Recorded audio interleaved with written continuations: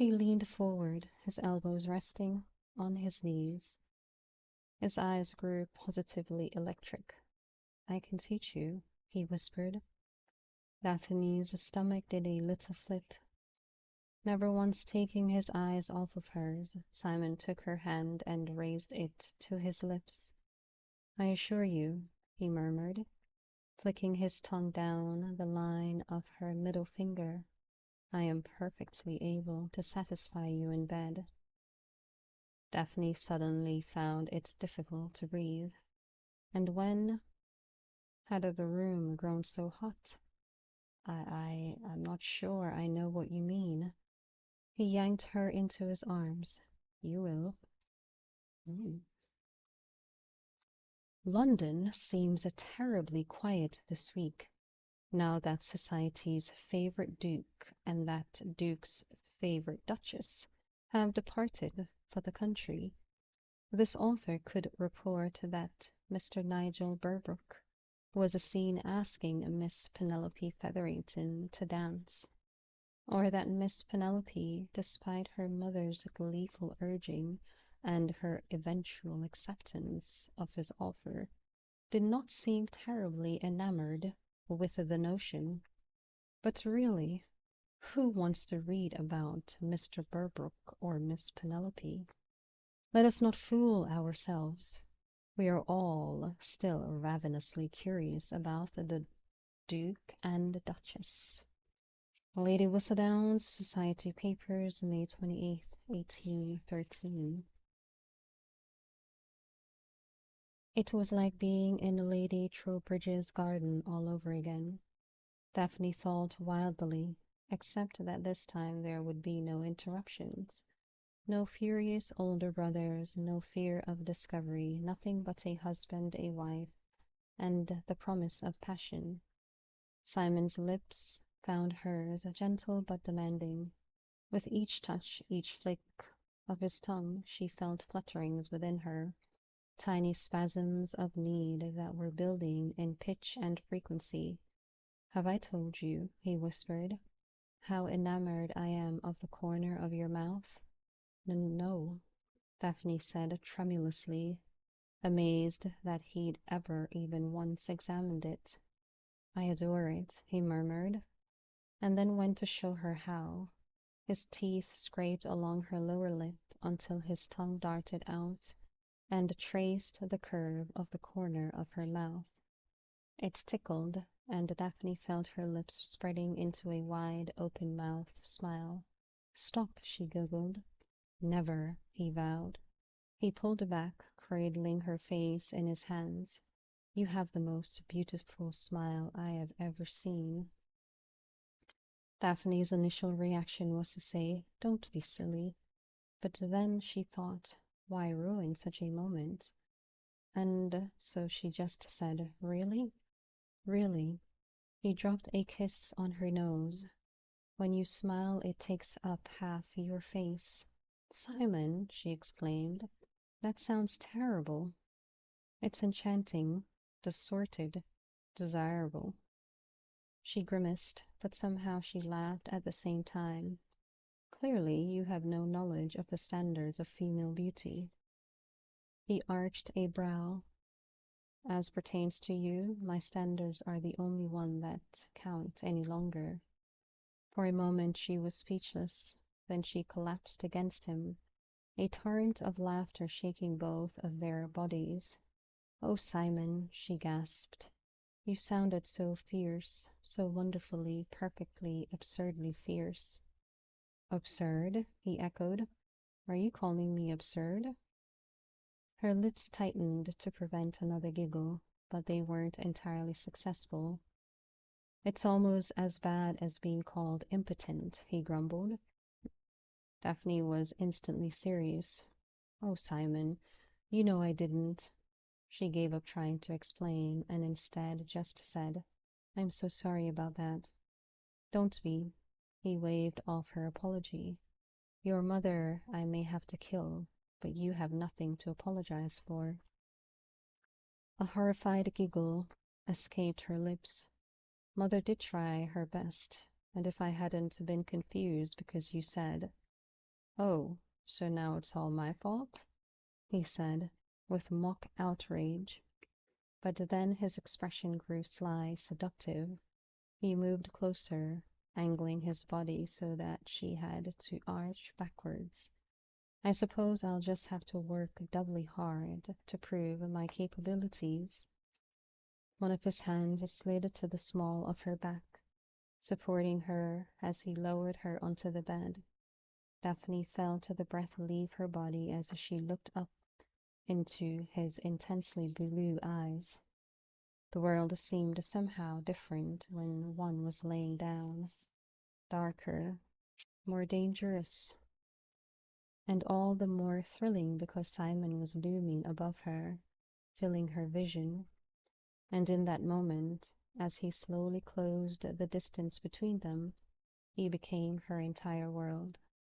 This time the kiss wasn't light. He didn't trickle, he devoured. He didn't tease, he possessed. His hands slipped under her, cradling her dearie, pressing it up against his arousal. Tonight, he whispered, his voice hoarse and hot in her ear, I will make you mine. Daphne's breath started coming faster and faster, each little gasp of air impossibly loud to her ears. Simon was so close, every inch of him covering her intimately. She'd imagined this night 1,000 times since that moment in Regent's Park, when he'd said he would marry her, but it had never occurred to her that the sheer weight of his body on hers would be so thrilling. He was large and hard and exquisitely muscled. There was no way she could escape his seductive onslaught, even if she'd wanted to. How strange it was to feel such titillating joy at being so powerless. He could do with her whatever he desired, and she wanted to let him. But when his body shuddered and his lips tried to say her name, but it didn't get beyond death, she realized that she possessed her own kind of control. He wanted her so much he couldn't breathe, needed her so badly he couldn't speak. And somehow, as she reveled in her newfound strength, she found that her body seemed to know what to do. Her hips arched up to meet his, and as his hands pushed her skirts up over her waist, her legs snaked around his, pulling him ever closer to the cradle of her femininity. My gosh, Daphne, Simon gasped, hauling his shaking body up on his elbows. I want to. I can't. Daphne grabbed at his back, trying to pull him back down. The air felt cool where his body had just been. I can't go slow, he grunted. I don't care. I do. His eyes burned with wicked intention. We seem to be getting ahead of ourselves. Daphne just stared at him, trying to catch her breath. He'd sat up, and his eyes were raking across her body as one of his hands slid up the length of her leg to her knee. First of all, he murmured, we need to do something about all of your clothes. Daphne gasped with shock as he stood, pulling her to her feet along with him. Her legs were weak, her balance non-existent, but he held her upright, his hands bouncing her skirts around her waist. He whispered in her ear, it's difficult to strip you naked when you're lying down. One of his hands found the curve of her buttocks and started massaging her in a circular motion. The question, he mused, is do I push the dress up or pull it down? Daphne prayed that he wasn't expecting her to actually answer his question, because she couldn't make a sound.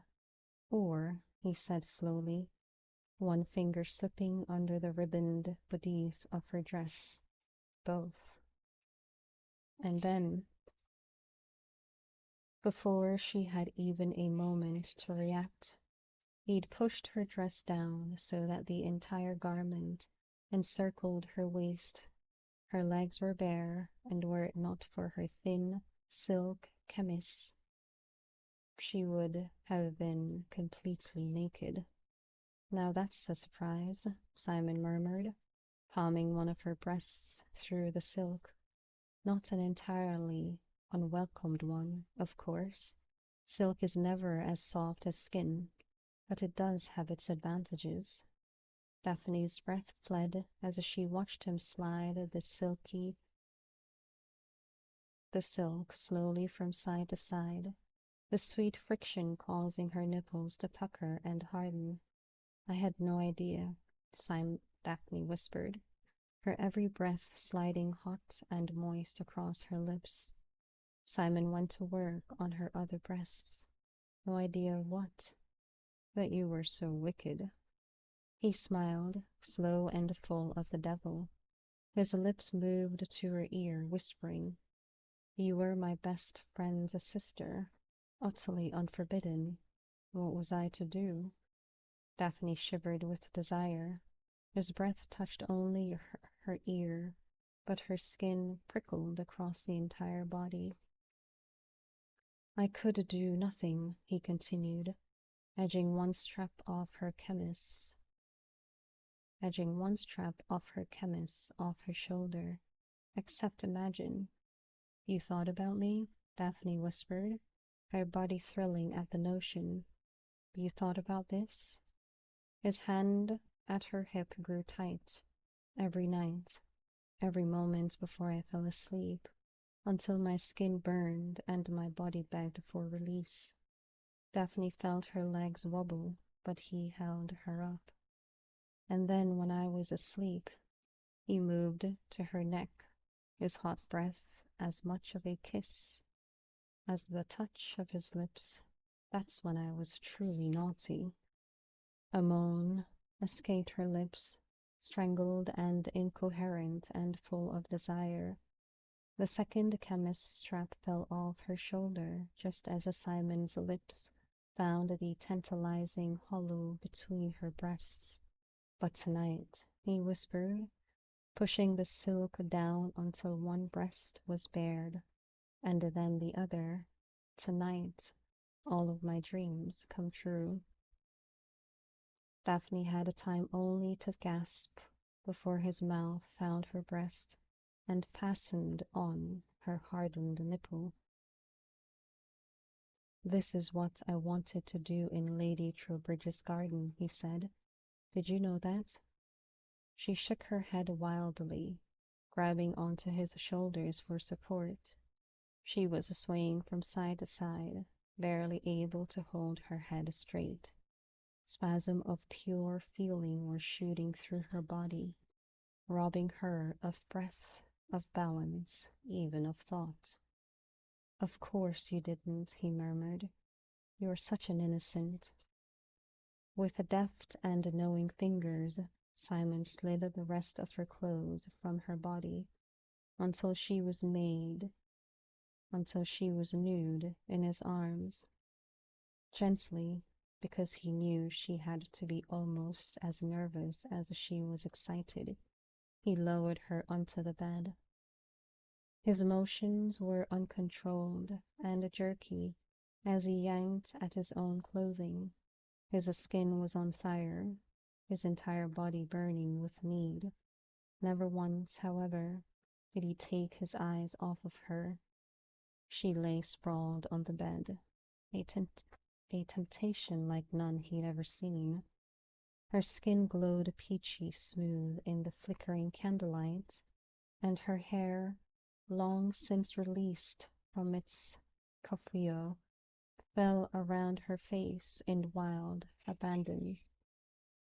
His fingers, which had removed her clothing with such finesse and speed, now felt awkward and clumsy as he tried to make sense of his own buttons and knots. As his hands moved to his trousers, he saw that she was pulling the bedsheets over her. "Don't," he said, barely recognizing his own voice. Her eyes met his, and he said, "I'll be your blanket." He peeled the rest of his clothing off, and before she could utter a word, He moved to the bed, covering her body with his. He felt her gasp with surprise at the feel of him, and then her body stiffened slightly. Shh, he crooned, nuzzling her neck while one of his hands made soothing circles on the side of her thigh. Trust me. I do trust you, she said in a shaky voice. It's just that. His hands moved up to her lip. Just that what? He could hear the grimace in her voice as she said, just that I wish I weren't so utterly ignorant. A low rumble of a laugh shook his chest. Stop that, she griped, swatting him on the shoulder. I'm not laughing at you, Simon insisted. You're certainly laughing, she muttered. And don't tell me you're laughing with me, because that excuse never works. I was laughing, he said softly, lifting himself up on his elbows so that he could look into her face, because I was thinking how very glad I am of your ignorance. He lowered his face down until his lips brushed hers in a feather-light caress. I am honored to be the only man to touch you thus. Her eyes shone with such purity of feeling that Simon was nearly undone. Truly? She whispered. Truly, he said, surprised by how gruff his voice sounded, although honor is most likely only the half of it. She said nothing, but her eyes were enchantingly curious. I might have to kill the next man who so much as looks at you.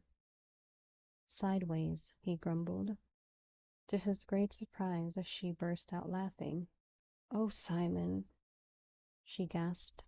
It is so perfectly, splendidly wonderful to be the object of such irrational jealousy. Thank you. You'll thank me later, he vowed. And perhaps, she murmured, her dark eyes suddenly far more seductive than they had any right to be, you'll thank me as well. Simon felt her thighs slide apart as he settled his body against hers, his manhood hot against her belly. I already do, he said, his words melting into her skin as he kissed the hollow of her shoulder. Believe me, I already do. Never had he been so thankful for the hard-won control he had learned to exert over himself. His entire body ached to plunge into her and finally make her his in truth, but he knew that this night, their wedding night, was for Daphne, not for him. This was her first time. He was her first lover, her only lover. He thought with uncharacteristic savagery, and it was his responsibility to make certain that this night brought her nothing but exquisite pleasure. He knew she wanted him.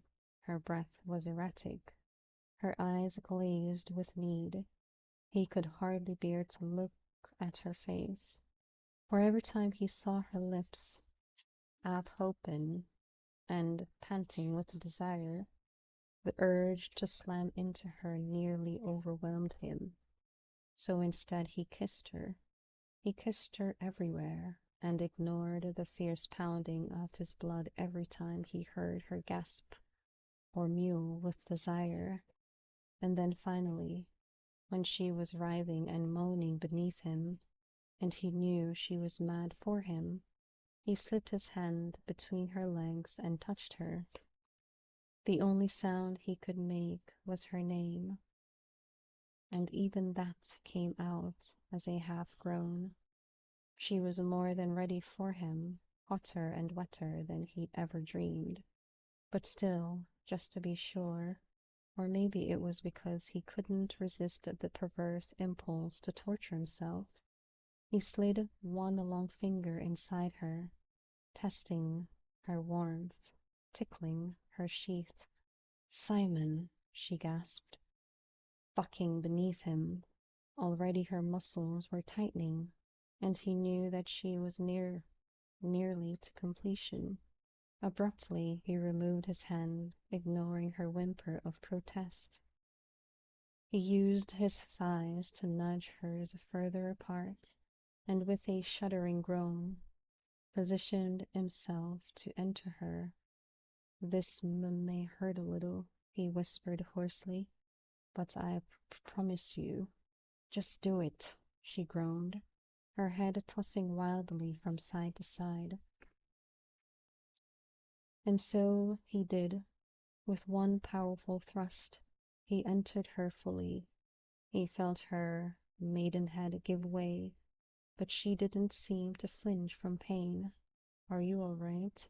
He groaned, his every muscle tensing just to keep himself from moving within her. She nodded, her breath coming in shallow gasps.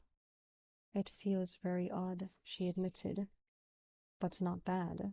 He asked, almost ashamed by the desperate note in his voice. She shook her head, a tiny feminine smile touching her lips. Not bad at all, she whispered. But before, when you, with your fingers. Even in the dull candlelight, he could see that her cheeks burned with embarrassment. Is this what you want? He whispered, pulling out until he was only halfway within her. No, she cried out. Then perhaps this is what you want. He plunged back in. She gasped. Yes, no, both. He began to move within her, his rhythm deliberately slow and even. With each thrust, he pushed a gasp from her lips, each little moan the perfect pitch to drive him wild. And then her moans grew into squeals and her gasps into pants, and he knew that she was near her peak. He moved ever faster, his teeth gritted as he fought to maintain his control as she spiraled toward completion. She moaned his name, and then she screamed it, and then her entire body went rigid beneath him. She clutched at his shoulders, her hips rising off the bed with a strength he could barely believe. Finally, with one last powerful shudder, she collapsed beneath him, oblivious to everything but the power of her own release. Against his better judgment, Simon allowed himself one last thrust, burying himself to the hilt, savoring the sweet warmth of her body. Then, taking her mouth in a searingly passionate kiss, he pulled out and spent himself on the sheets next to her. It was to be only the first of many nights of passion. The newlyweds traveled to Cliveden, and then, much to Daphne's extreme embarrassment, sequestered themselves in the master suite for more than a week. Of course Daphne was not so embarrassed that she made anything more than a half-hearted attempt to actually leave the suite. Once they emerged from their honeymoonish seclusion, Daphne was given a tour of Cliveden, which was much needed, since all she'd seen upon arrival was the route from the front door to the Duke's bedroom. She then spent several hours introducing herself to the upper servants. She had, of course, been formally introduced to the staff upon her arrival, but Daphne thought it best to meet the more important members of the staff in a more individual manner. Since Simon had not resided at Cliveden for so many years, many of the newer servants did not know him, but those who had been at Cliveden during his childhood seemed, to Daphne, to be almost ferociously devoted to her husband. She laughed about it to Simon, as they privately toured the garden, and had been startled to find herself on the receiving end of a decidedly shuttered stare. "I lived here until I went to Eton," was all he said, as if that ought to be explanation enough. Daphne was made instantly uncomfortable by the flatness in his voice. "Did you never travel to London?" "When we were small, we often—" "I lived here exclusively." His tone signaled that he desired, no, required, an end to the conversation, but Daphne threw caution to the winds and decided to pursue the topic anyway. "You must have been a darling child," she said in a deliberately blithe voice, "or perhaps an extremely mischievous one, to have inspired such long-standing devotion." He said nothing. Daphne plodded on. "My brother, Colin, you know, is much the same way. He was the very devil when he was small, but so insufferably charming that all servants adored him. Why, one time—" Her mouth froze half open. There didn't seem much point in continuing. Simon had turned on his heel and walked away.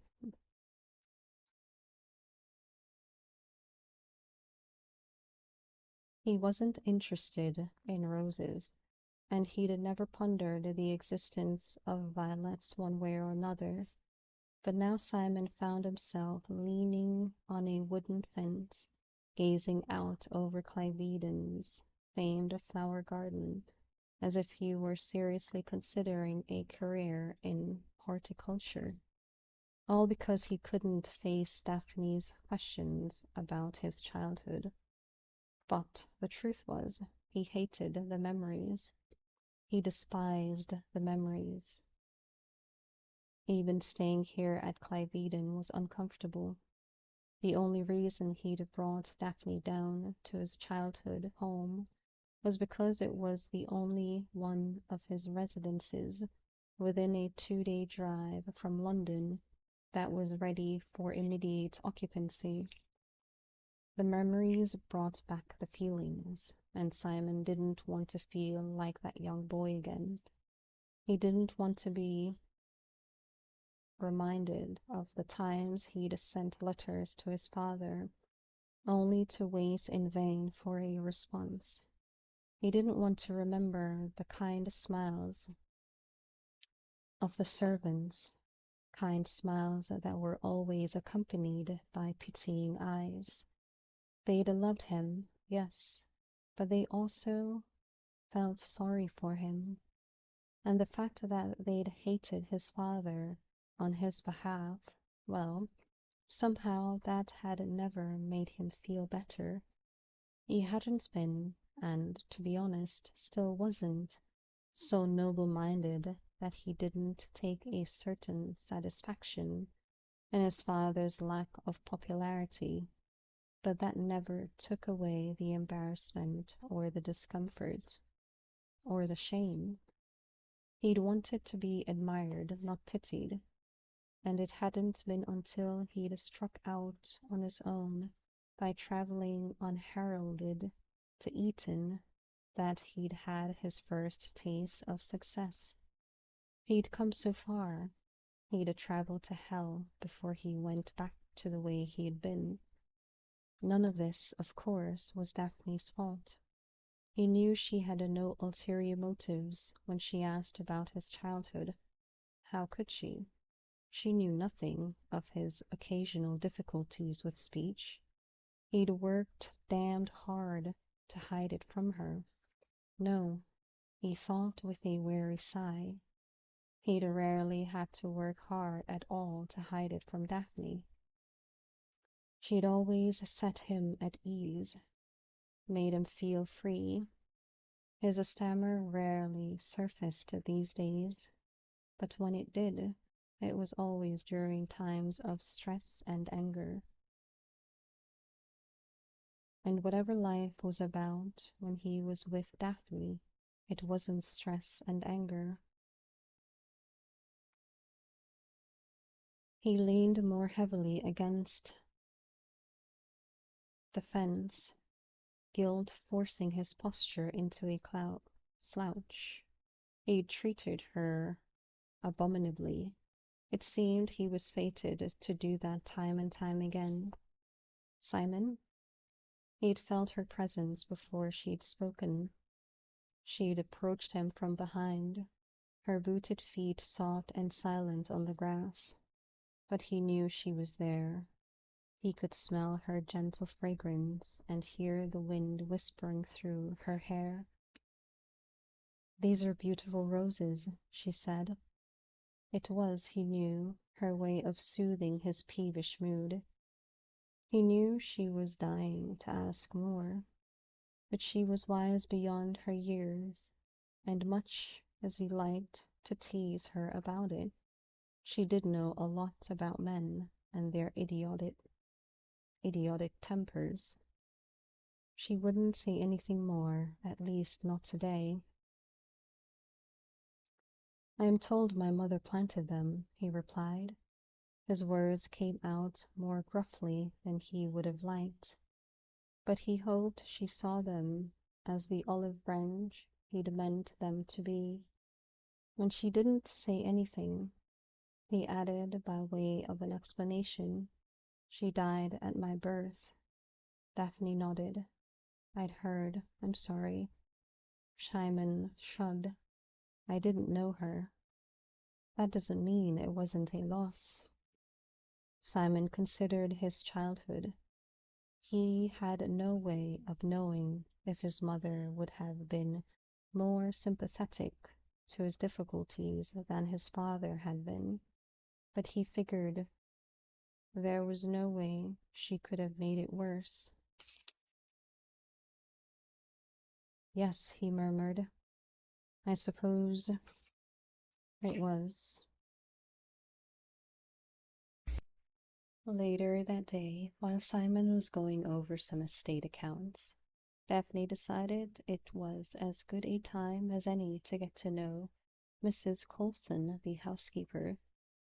Although she and Simon had not yet discussed where they would reside, Daphne couldn't imagine that they wouldn't spend more time there at Cliveden, Simon's ancestral home. And if there was one thing she'd learned from her mother, it was that a lady simply had to have a good working relationship with her housekeeper. Not that Daphne was terribly worried about getting along with Mrs. Coulson.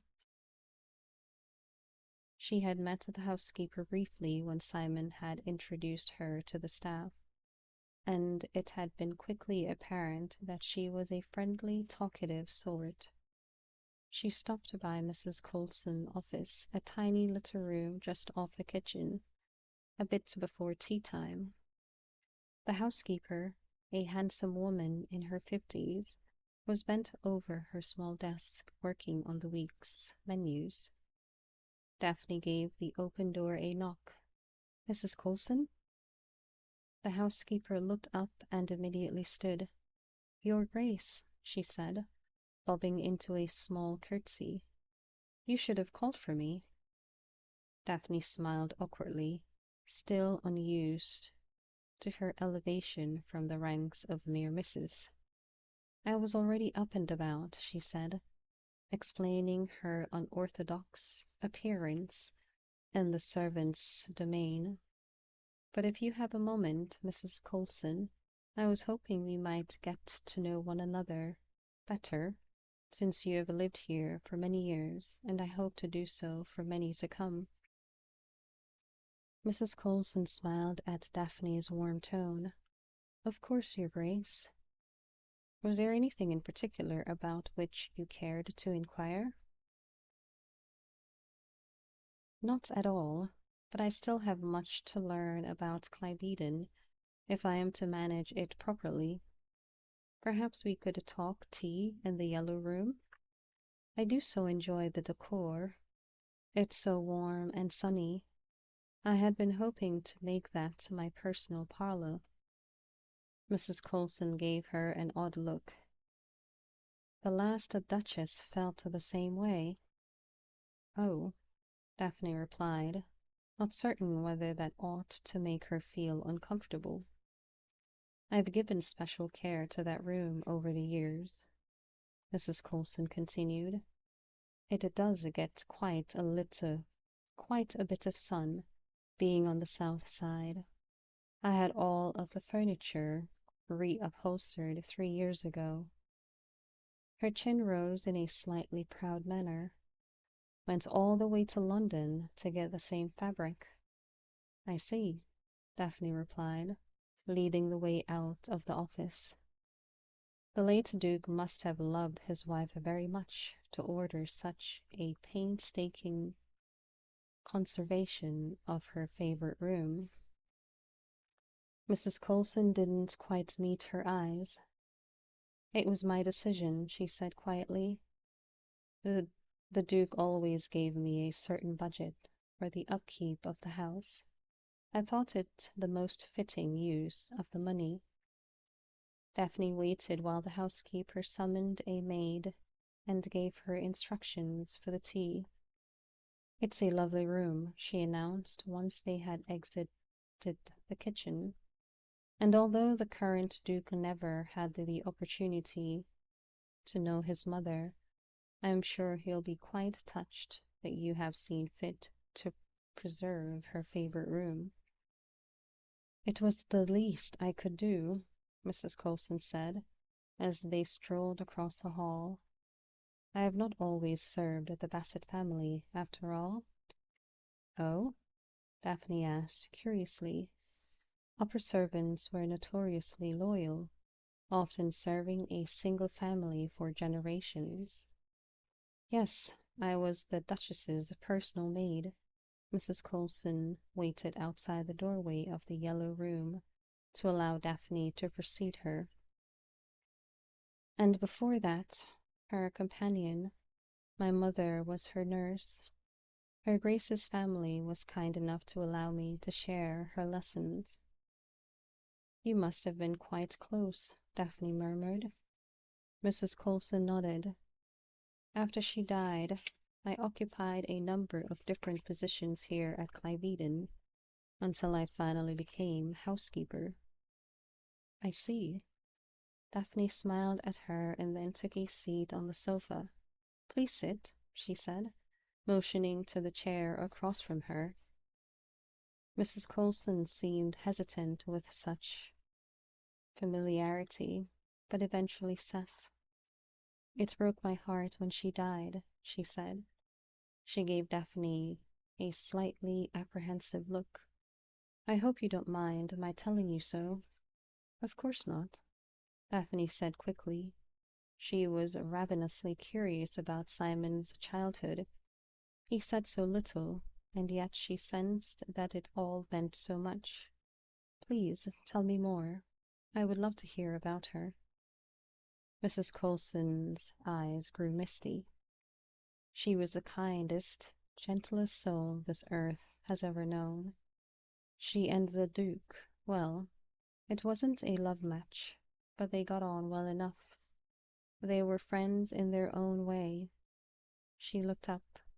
They were both very much aware of their duties as Duke and Duchess, took their responsibilities quite seriously. Daphne nodded understandingly. She was so determined to give him a son. She kept trying even after the doctors all told her she mustn't. She used to cry in my arms every month when her courses came. Daphne nodded again, hoping the notion would hide her suddenly strained expression. It was difficult to listen to stories about not being able to have children, but she supposed she was going to have to get used to it. It was going to be even more strenuous to answer questions about it. And there would be questions, painfully tactful and hideously pitying questions. But Mrs. Colson thankfully didn't notice Daphne's distress. She sniffled as she continued her story. She was always saying things like how was she to be a proper duchess if she couldn't give him a son. It broke my heart. Every month it broke my heart. Daphne wondered if her own heart would shatter every month. Probably not. She at least knew for a fact that she wouldn't have children. Simon's mother had her hopes crushed every 4 weeks. And of course, the housekeeper continued, everyone talked as if it were her fault. There was no baby. How could they know that? I ask you. It's not always the woman who is barren. Sometimes it's the man's fault, you know. Daphne said nothing. I told her this time and again, but still she felt guilty. I said to her, the housekeeper's face turned pink. Do you mind if I speak frankly? Please do. She nodded. Well, I said to her what my mother said to me. A womb won't quicken without strong, healthy seed. Daphne held her face in an expressionless mask. It was all she could manage. But then she finally had Master Simon. Mrs. Colson let out a maternal sigh, then looked to Daphne with an apprehensive expression. I beg your pardon, she said hastily. I shouldn't be calling him that. He's the Duke now. Don't stop on my account, Daphne said, happy to have something to smile about. It's hard to change one's way at my age, Mrs. Colson said with a sigh, and I'm afraid a part of me will always remember him as that poor little boy. She looked up at Daphne and shook her head. He would have had a much easier time of it if the Duchess had lived. An easier time of it? Daphne murmured, hoping that would be all the encouragement Mrs. Colson would need to explain further. The Duke just never understood that poor boy, the housekeeper said forcefully. He stormed about and called him stupid and Daphne's head snapped up. The Duke thought Simon was stupid? She interrupted. That was preposterous. Simon was one of the smartest people she knew. She'd once asked him a bit about his studies at Oxford, and had been stunned to learn that his brand of mathematics didn't even use numbers. The Duke never could see the world beyond his own nose, Mrs. Colson said with a snort. He never gave that boy a chance. Daphne felt her body leaning forward, her ears straining for the housekeeper's words. What had the Duke done to Simon? And was this the reason he turned to ice every time his father's name was mentioned? Mrs. Colson pulled out a handkerchief and dabbed at her eyes. You should have seen the way that boy worked to improve himself. It broke my heart. It simply broke my heart. Daphne's hands clawed at the sofa. Mrs. Colson was never going to get to the point. But nothing he ever did was good enough for the Duke. This is just my opinion, of course, but just then a maid entered with tea. Daphne nearly screamed with frustration. It took a good 2 minutes for the tea to be set up and poured, and all the while Mrs. Colson chit-chatted about the biscuits, and did Daphne prefer them plain or with coarse sugar on top. Daphne had to pry her hands off the sofa, lest she puncture holes in the upholstery Mrs. Colson had worked so hard to preserve. Finally, the maid left, and Mrs. Colson took a sip of her tea and said, Now then, where were we? You were talking about the Duke, Daphne said quickly. The late Duke. that nothing my husband did was ever good enough for him, and in your opinion— My goodness, you were listening. Mrs. Colson beamed. I'm so flattered. But you were saying, Daphne prompted. Oh, yes, of course. I was simply going to say that I have long held the opinion that the late Duke never forgave his son for not being perfect. But Mrs. Colson, Daphne said quietly, none of us is perfect. Of course not, but the housekeeper's eyes floated up for a brief second in an expression of disdain toward the late Duke. If you'd known his grace, you would understand it. He'd waited so long for a son, and in his mind the Bassett name was synonymous with perfection. And my husband wasn't the son he wanted? Daphne asked. He didn't want a son. He wanted a perfect little replica of himself. Daphne could no longer contain her curiosity. But what did Simon do that was so repugnant to the Duke? Mrs. Colson's eyes widened in surprise, and one of her hands floated to her chest. Why, you don't know, she said softly. Of course you wouldn't know. What? He couldn't speak. Daphne's lips parted in shock. I beg your pardon? He couldn't speak.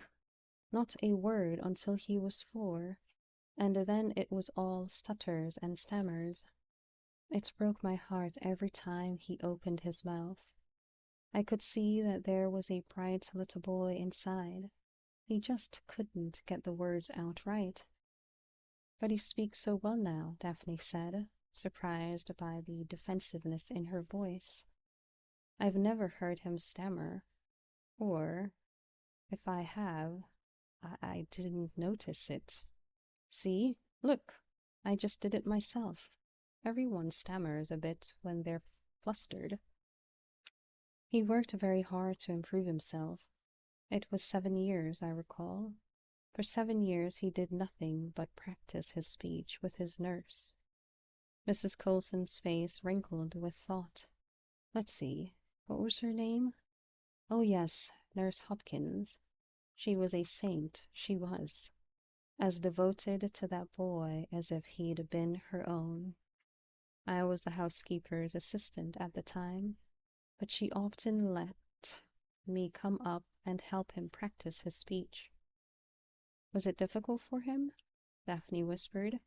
Some days I thought he'd surely shatter from the frustration of it, but he was so stubborn. Heavens, but he was a stubborn boy. I've never seen a person so single-minded.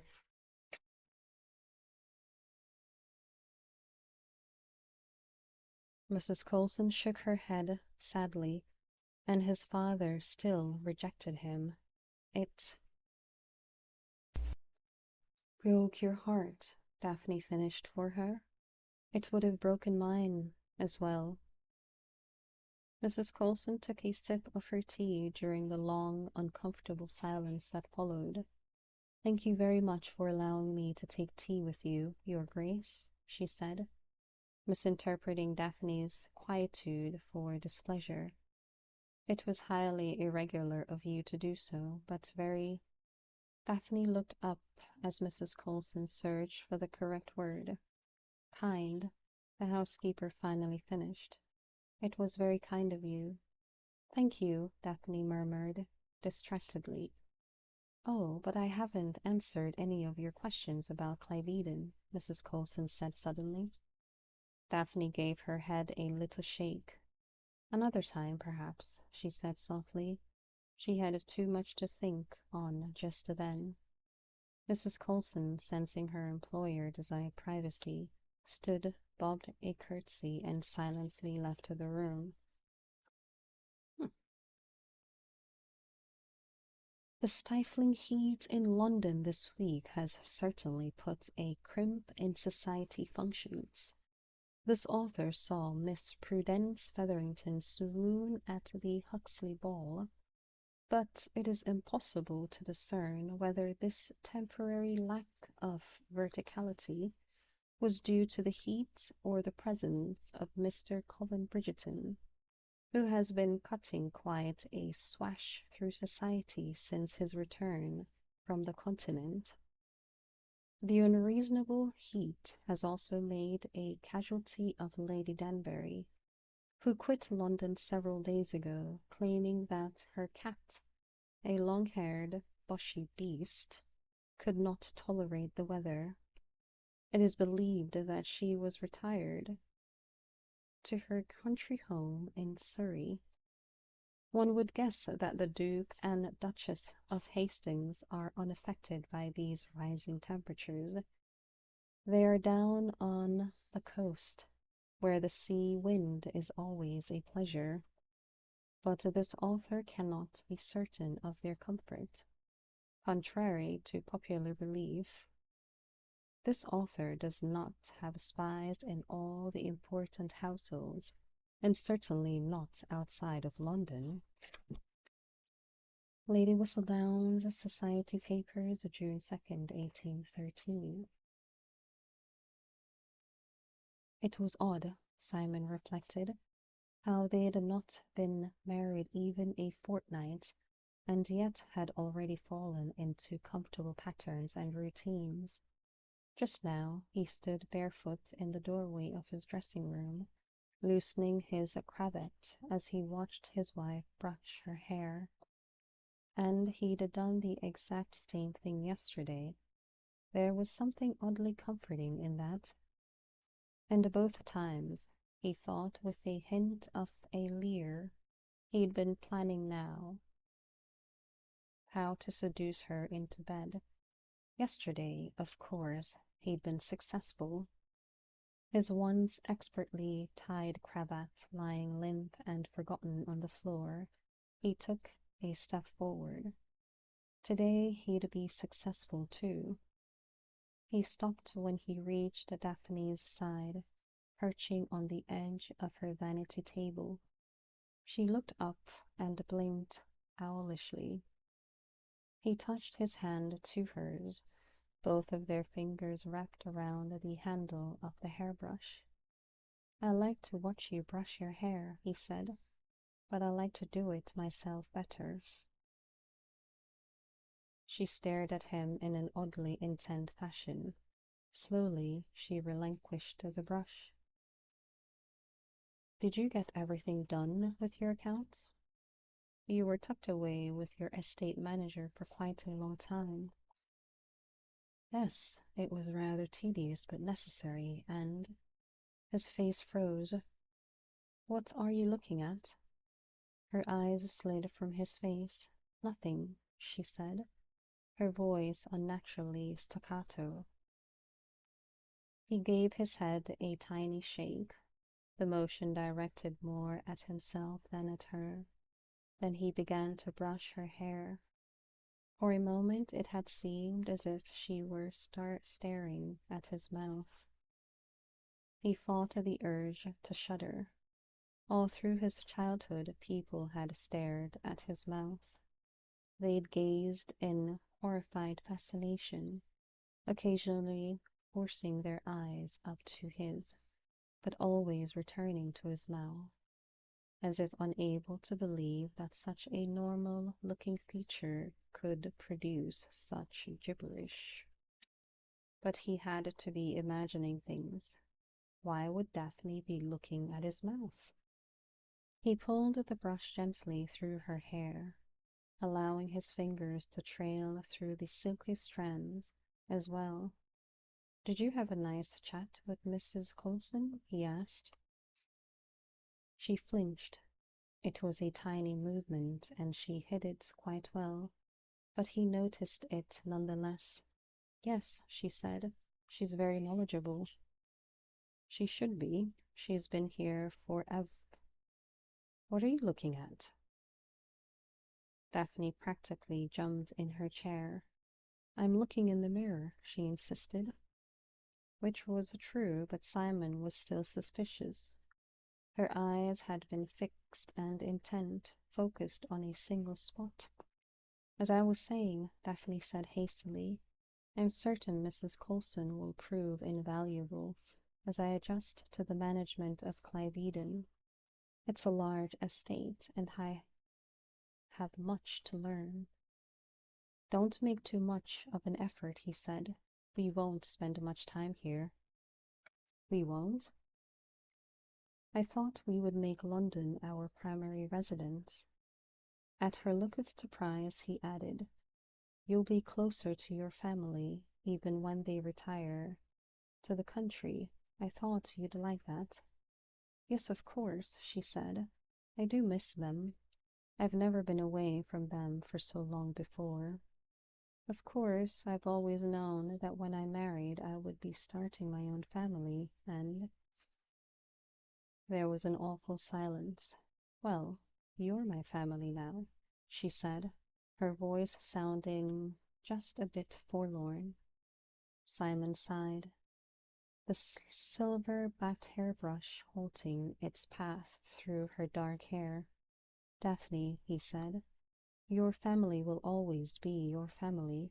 I can never take their place. No, she agreed.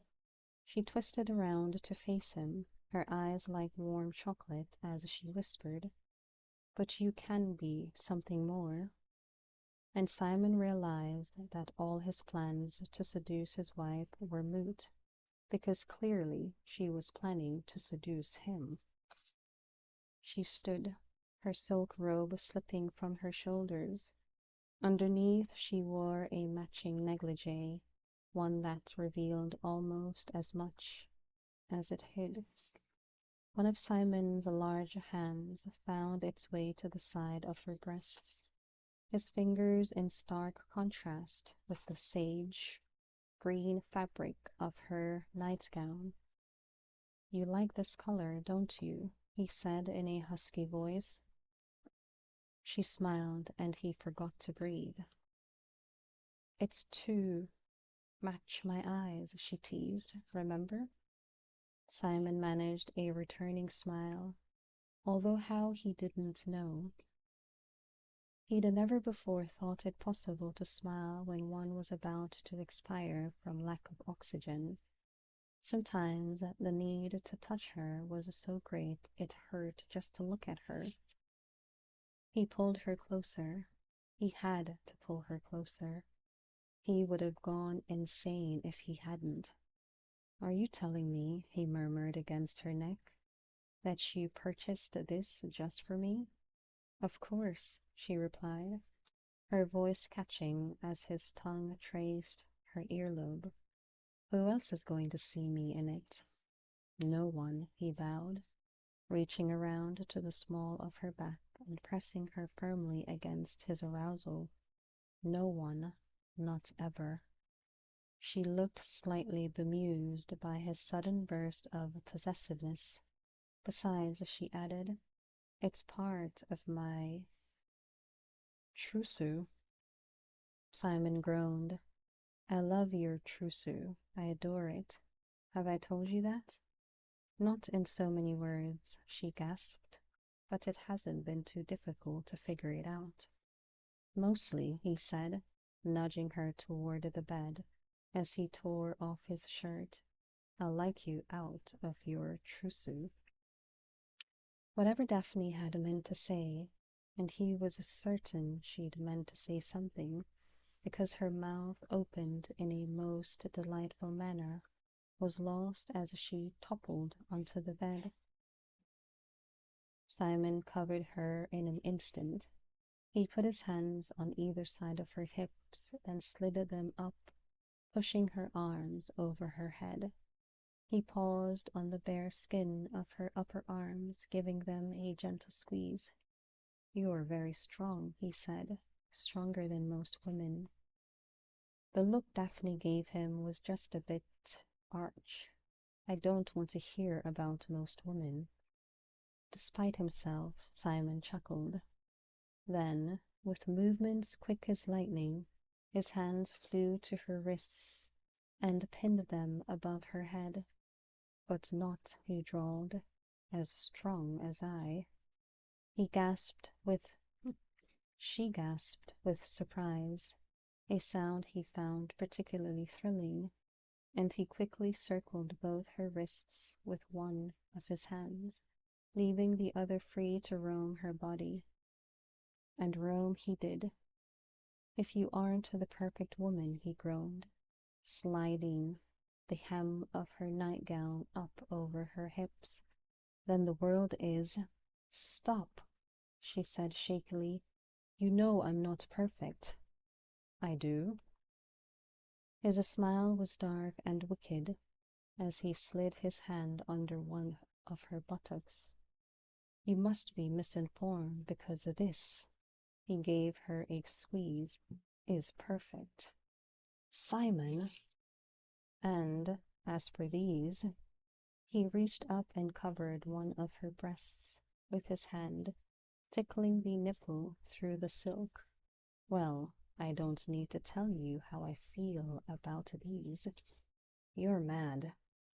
Quite possibly, he agreed, but I have excellent taste. And you? He leaned down quite suddenly and nipped at her mouth. Taste quite good. Daphne giggled, quite unable to help herself. Simon wiggled his brows. Dare you mock me? Normally I would, she replied, but not when you've got both my arms pinned over my head. Simon's free hand went to work on the fastenings of his trousers. Clearly I married a woman of great sense. Daphne gazed at him with pride and love as she watched his words trip effortlessly from his lips. To hear him speak now, one could never guess that he'd stammered as a child. What a remarkable man she'd married. To take such a hindrance and beat it with sheer force of will. He had to be the strongest, most disciplined man she'd known. I'm so glad I married you, she said in a rush of tenderness. So very proud you're mine. Simon stilled, obviously surprised by her sudden gravity. His voice grew low and husky. I'm proud you're mine as well. He yanked at his trousers. And I'd show you how proud, he grunted, if I could get these damned things off. Daphne felt another bubble of laughter welling up in her throat. Perhaps if you used two hands, she suggested. He gave her an I am not as stupid as that sort of look, but that would require my letting you go. She caught her head coyly. What if I promised not to move my arms? I wouldn't even begin to believe you. Her smile turned wickedly suggestive. What if I promised I would move them? Now that sounds interesting. He leapt off the bed with an odd combination of grace and frantic energy, and managed to get himself naked in under 3 seconds. Hopping back on, he stretched out on his side, all along the length of her. Now then, where were we? Daphne giggled again. Right about here, I believe. Aha, he said with a comically accusing expression. You haven't been paying attention. We were right. He slid atop her, his weight pressing her onto the mattress. Here. Her giggles exploded into full-throated laughter. Didn't anyone tell you not to laugh at a man when he's trying to seduce you? If she'd had any chance of stopping her laughter before, it was gone now. Oh, Simon, she gasped. I do love you. He went utterly still. What? Daphne just smiled and touched his cheek. She understood him so much better now. After facing such rejection as a child, he probably didn't realize he was worthy of love, and he probably wasn't certain how to give it in return. But she could wait forever for this man. You don't have to say anything, she whispered. Just know that I love you. The look in Simon's eyes was somehow both overjoyed and stricken. Daphne wondered if anyone had ever said the words I love you to him before. He'd grown up without a family, without the cocoon of love and warmth she'd taken for granted. His voice, when he found it, was hoarse and nearly broken. Daphne, Shh, she crooned, placing a finger to his lips. Don't say anything now. Wait until it feels right.